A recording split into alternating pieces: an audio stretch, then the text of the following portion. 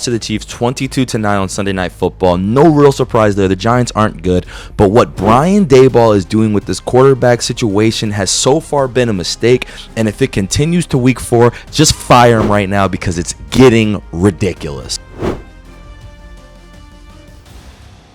This Giants situation is so strange to me. Now, I'm an Eagles fan. I'm in the division.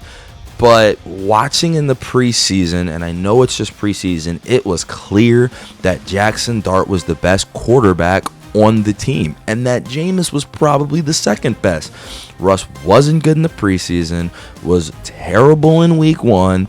Week 2, he played the worst defensive coordinator and maybe the worst defense in the league and was able to throw some go routes. They were impressive go routes. But now you fast forward to week 3, and he completely lost them that game against the Chiefs.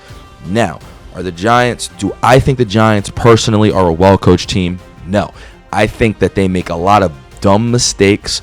I think that they commit a lot of penalties, and they do dumb stuff like committing pass interference on one-on-ones in a 6-6 game to lead to easy field goals, in which dude shouldn't even be single covered in that situation going down the field with like 10 seconds left to play. However, the Giants, man, as interesting as that was, they're playing the Chiefs. The Chiefs, they get calls. What do you want me to, like, great teams get calls. And even though when I play against them, I don't think they're a great team at all when we're the Eagles playing against them, because I hate how many calls they get. They do get a lot, but the Eagles get a lot too. That's just going to come with the territory until you prove that you're a good team. But toward around right the first half, the Chiefs started committing the dumb penalties, making those dumb plays. The Giants have a chance. They get down to the 20. It's 6-6. Russ has already thrown a pick.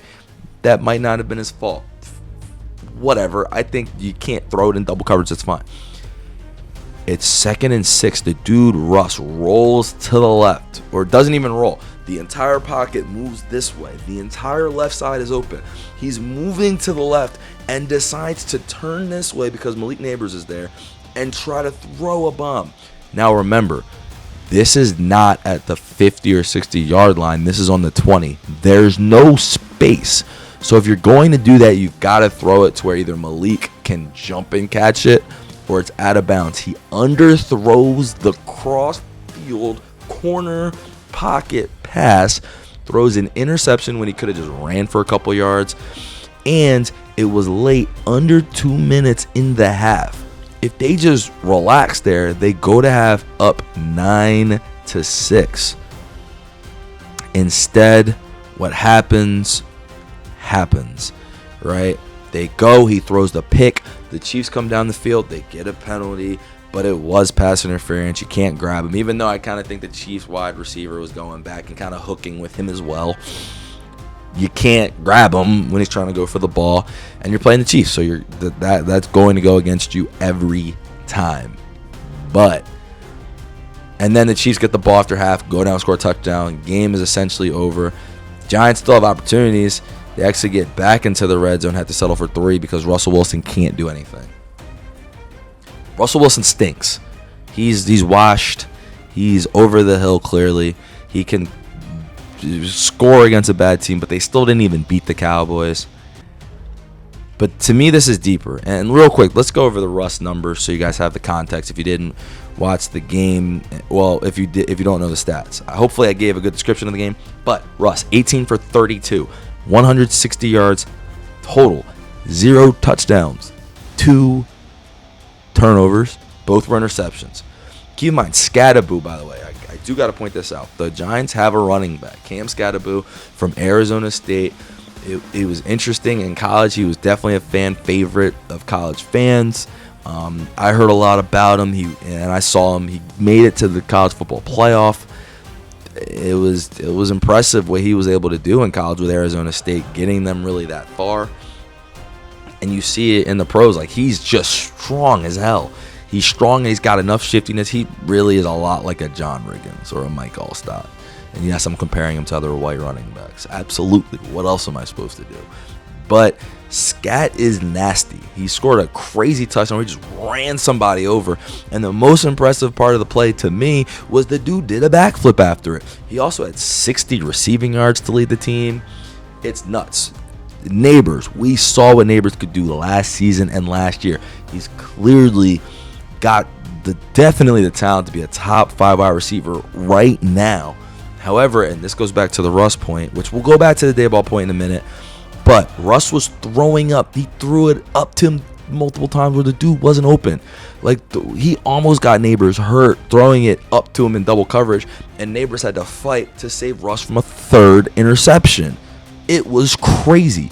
And, like, now you're getting our best players hurt because you're this ass.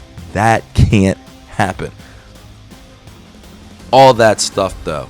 The real problem that I have with Daboll is this isn't the Saints. You didn't draft Tyler Show. Like, you drafted Jaxson Dart in the 1st round. It's clear he's the best quarterback on the team. He's been the best quarterback on the team all season. And I think there's 2 things at play. I think either you're trying to sit him. I'll give him benefit of the doubt. You're trying to sit him because you want, you want him to get more time, more acclimated, get used to the NFL, whatever. We've seen it happen before with Mahomes, with Jalen Hurts. I'm trying to think. I think Josh Allen sat a little bit. Lamar sat most of his first season, and then they came on strong toward the end of that rookie year. Mahomes got to play it in garbage time game and looked great. Hurts won a couple games, but they missed the playoffs because they were already 4-9. Lamar actually got his team into the playoffs by winning 9 straight games or something crazy, 8-9 straight, and saving Harbaugh's job. Here's my issue with that, because my issue with that is there's another side to that, right? And I think they talk about it all the time. And you got to play the best player. Like, okay, he's a rookie, but is he better than Russell Wilson? We're going out there busting our ass to watch this dude suck, like be terrible, and throw game-ending interceptions in back-to-back weeks as the veteran quarterback leader. You can't win with it. He doesn't have the ability. Jaxson Dart's a more athletic guy right now. The other part of that, though, and this is why I said if he doesn't start in week 4 after that debacle that they put out there against the Chiefs, where the team actually fought, everything looked like they kind of could have a chance, and the quarterback single-handedly lost the game, and quarterback and wins are a QB stat. The reason that I think Daboll should be fired immediately if he doesn't play Dart in week 4 is the other part of that is you can try to preserve your job by having a rookie quarterback toward the end of the season improve. And then it'd be like, all right, if we give so-and-so and so-and-so another year to build that up, what they had, that chemistry, that system, you're going to see an impressive thing happen. You see it pretty often in the NFL that kind of happens with the head coach and a first-year quarterback. But if that's the plan in job preservation for Daboll, which I think is in play, it's ridiculous. Like, he's got to. I don't think they're going to beat the Chargers. He's got to play. He's the best player. Like, he's the best. If not him, play Jameis Winston. Russell Wilson cannot be back on the field in a Giants uniform. I'm sorry, that was pathetic. Like, that was awful. And I'm not a Giants fan at all. I'm a Birds fan. I'm an Eagles fan. But, like, what he did on Sunday night to single-handedly, like, lose them the game after it's been obvious, after I've had YouTube posts talking about when is Dart going to play, saying he should play in the first game. And you don't do that because you want to. Fuck all that, dude. Play him. And the reason to me it's so despicable, the reason it goes a little deeper is because he puts Dart in on these wildcat plays. He only did it later in the game after Russell Wilson had been terribly ass. After he threw both interceptions, he puts Dart in. They actually moved down they were already at the 20, but they get to like the 5, take him out. Rush tries to run, goes nowhere. They end up settling for 3. The crowd's booing, and I'm like, wow, you're putting him in for like 3 plays? That's fucked up to the crowd. Nobody wants to see Russell Wilson. I guarantee you, Jameis Winston, at least for a couple weeks, if you really want to hold Dart out a couple weeks, fine. Russell Wilson cannot step back on that football field because there's nothing else to even talk about. Abdul Carter, he was spying Mahomes, did a good job most of the game, but then he missed a sack and he let up a big play. But the D-line for the most part was screaming.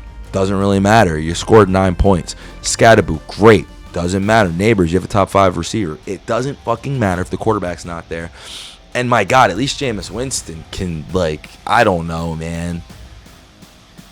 Russ is making such bad decisions. Maybe Winston's even a better decision maker for a couple weeks. If you just want to stave off for a couple weeks, the Dart talk, play Winston. He's a fan favorite. Russell Wilson's a pariah, and he's bad. He's very fucking bad at football right now. He's very bad. Get him out of there. And if Russ doesn't leave in week 4 versus the Chargers, and if Giants fans are subjected to watch him again, get Daboll out of here. Because at this point, you're just running a clown show. Real quick, they play the Chargers next and they play the Saints, but I did want to do something. I forgot to look it up. I got to see this dude's record. Brian Daboll, it's the roosters are coming home to roost. The chickens are coming home to roost. This is now his 4th year here. He is 18-35. That is a 34% winning percentage. He made the playoffs once, won one, lost one, and the last 3 seasons they've gotten worse each year.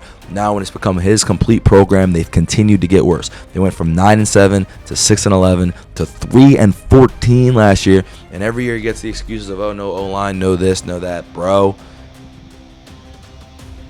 you got to figure something out. You're the head coach, and now you're 0-3 this year. Daboll is clearly was on the hot seat before the season, but who knows with the owner. Maybe they want to try to keep Daboll around a little longer because people think he's a great offensive mind. That's fine. All that great offensive mind stuff, you got to put some points on the board. Russell Wilson, when not playing the Cowboys defense, has led 1 touchdown drive, and you could argue that Scatterboo led that touchdown drive. They have 15 total points in 2 games not playing the Cowboys. Get Russ out of there. Close to get Daboll out of there. And just do something. It's New York, man. Spice it up. Add some pizzazz. That shit was just, ugh.